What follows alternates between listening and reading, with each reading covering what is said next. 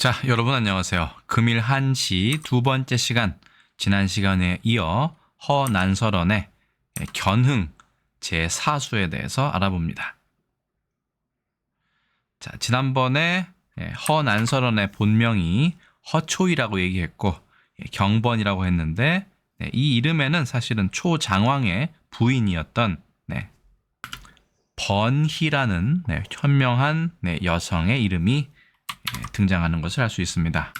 즉 조선 중기에 살았던 여성이었지만 본명부터 그다음에 호부터 그다음에 자까지 그 어느 하나 파격적이지 않은 부분이 없을 정도로 허난설언은 상당히 자유롭고 평등한 분위기의 가정에서 자랐던 것으로 보입니다.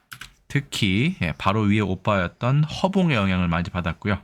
허봉의 친구들 중에는, 지인 중에는 혹은 스승 중에는 당시를 상당히 흠모하고 연구했던 3당 시인 중 한 명도 포함되어 있을 정도로 허난설언은 어쨌든 당나라 때의 시, 당시에 많은 영향을 받고 있었습니다. 그의 아우인 허균, 그렇죠? 남동생이죠. 도 역시 자유로운 사상을 가지고 있었기 때문에 홍길동전 같은 대단히 파격적인 내용의 소설을 쓸 수 있었지 않았을까 생각을 합니다. 자, 그럼 바로 견흥 제4수를 보도록 하겠습니다.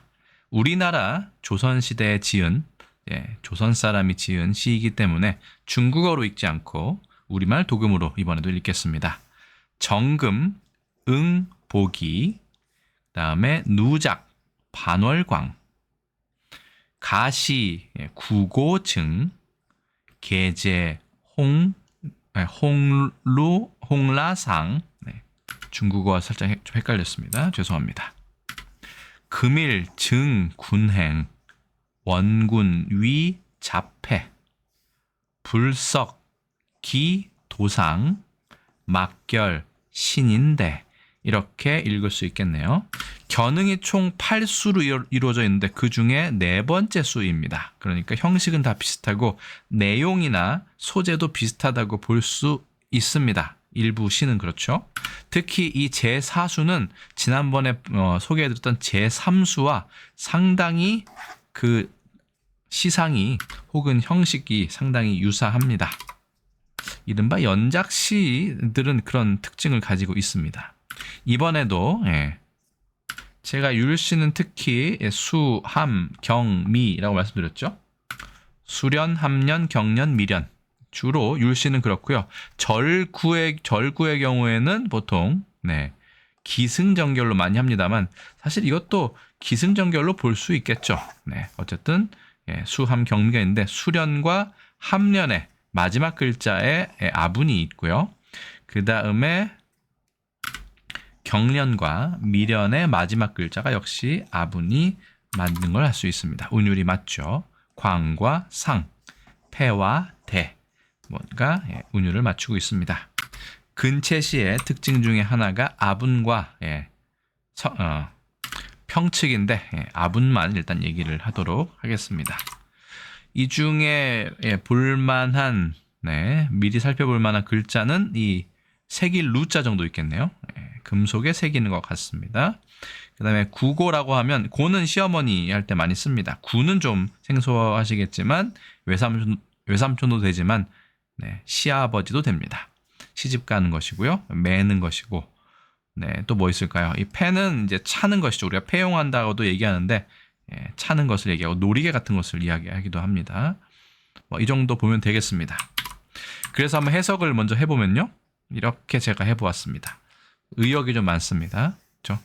정금이니까 순금, 귀한 빛깔은 보배로운 기운으로 응어리져 있고, 그러니까 새겨져 있고, 머금고 있고, 새겨져 있는 것은 반달의 빛입니다.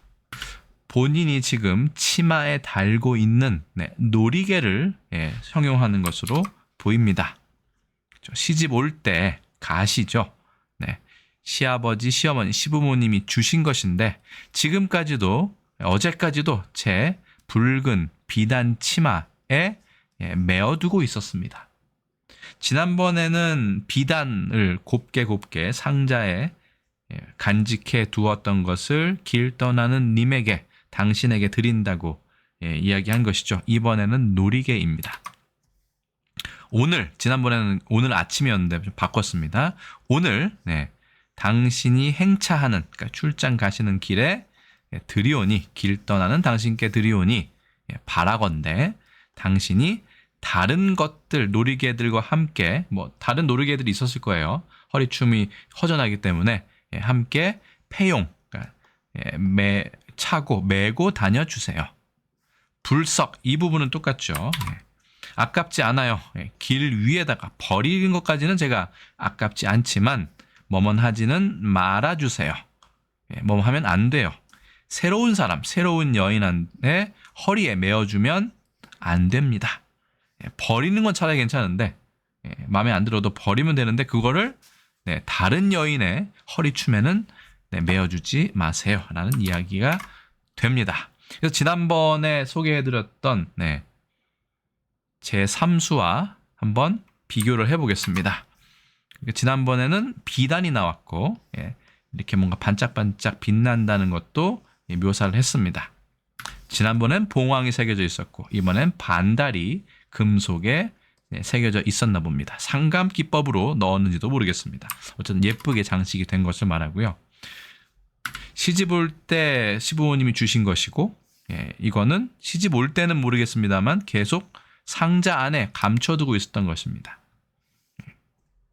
계속 허리에 치마에 달고 다녔는데 지난번에 오늘 아침, 이번에는 오늘 떠나가는 낭군님께, 여기는 낭이고요. 여기는 군으로 되어 있네요. 드리오니 증한다는 것이죠.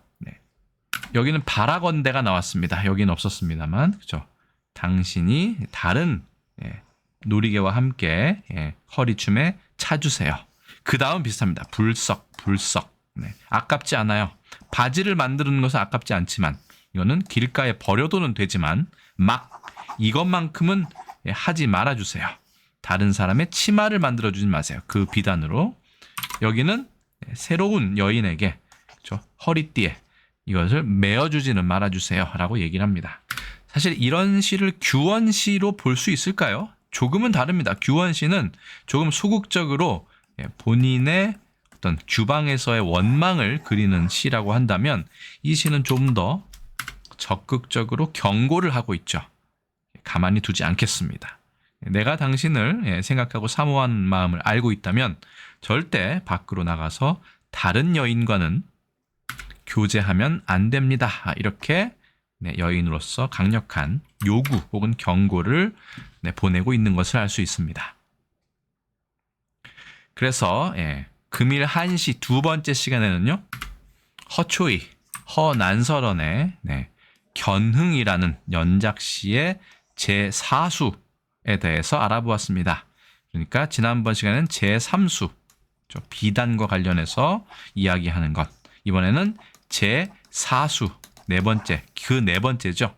이번에는 놀이개, 허리춤에 차는 놀이개에 대해서 그 사물을 보고 시를 지었기 때문에 견흥이다.